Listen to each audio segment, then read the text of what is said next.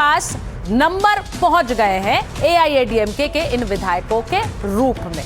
अब आपको जरा यह भी दिखाती हूं कि कल होना क्या है और कल कैसे विजय के पास नंबर जितने जरूरत है उससे कहीं ज्यादा मिल गए हैं। यह भी आपको बताती हूं। एक फ्लोर टेस्ट होगा तमिलनाडु की विधानसभा में, और तमिलनाडु की विधानसभा में देखिए बहुमत परीक्षण से पहले एक सियासी टेस्ट है।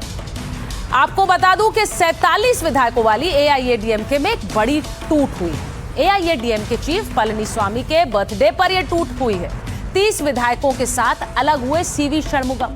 षणमुगम ने टीवीके को समर्थन देने का ऐलान कर दिया है। राज्य के भले के लिए टीवीके को समर्थन कह रहे हैं, ये कह रहे हैं षणमुगम।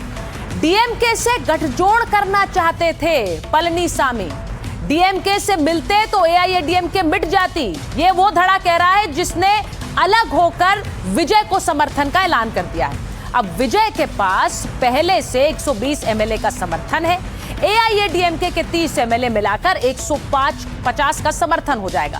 अब तमिलनाडु में सिर्फ 118 चाहिए विजय को बहुमत का आंकड़ा साबित करने के लिए, और अभी से उनके पास बहुमत से कहीं ज्यादा पहुंच गए।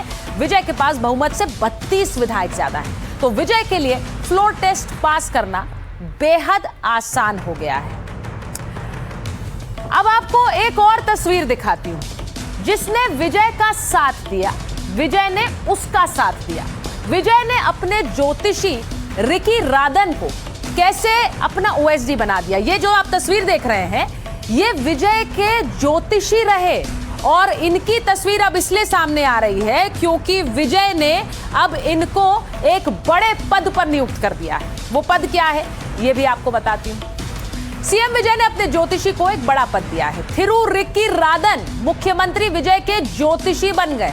ज्योतिषी हैं और विजय ने राधन को सीएम ऑफिस में ओएसडी बना दिया है।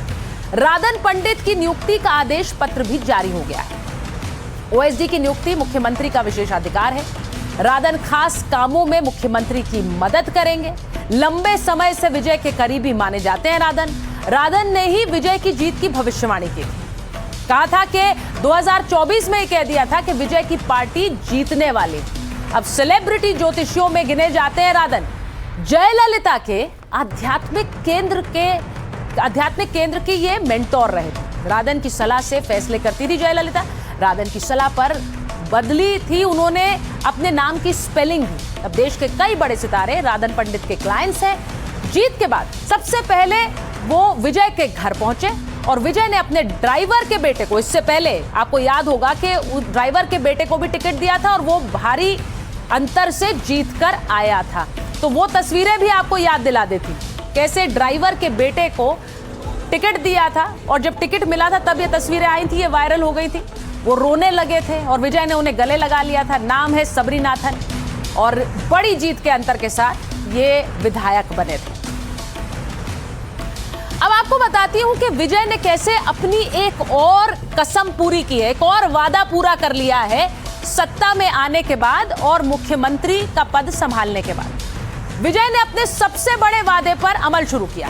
717 शराब की दुकानें हैं जो बंद करने का आदेश जारी कर दिया है। इनमें से 276 दुकानें धार्मिक स्थलों के पास हैं। शराब की 186 दुकानें स्कूल और कॉलेज के पास हैं। बस स्टैंड्स के पास बनी है 255 दुकानें, ये भी बंद होंगी। सभी 717 दुकानों को 2 हफ्ते में हटाने का फरमान जारी हुआ है। बंद दुकानों के पास शराब बिकेगी तो अफसर नपेंगे। इलाके के पुलिस वालों पर भी कड़ा एक्शन होगा। इन दुकानों के खिलाफ महिलाओं ने शिकायत की थी। धर्मस्थल के 500 मीटर दायरे में शराब नहीं बिकेगी। स्कूल, कॉलेज, बस स्टैंड के पास यही नियम लागू होगा। विजय के एक्शन से शराब सिंडिकेट में एक हड़कंप मच गया है। राज्य में पूर्ण शराबबंदी लागू करना चाहते हैं विजय।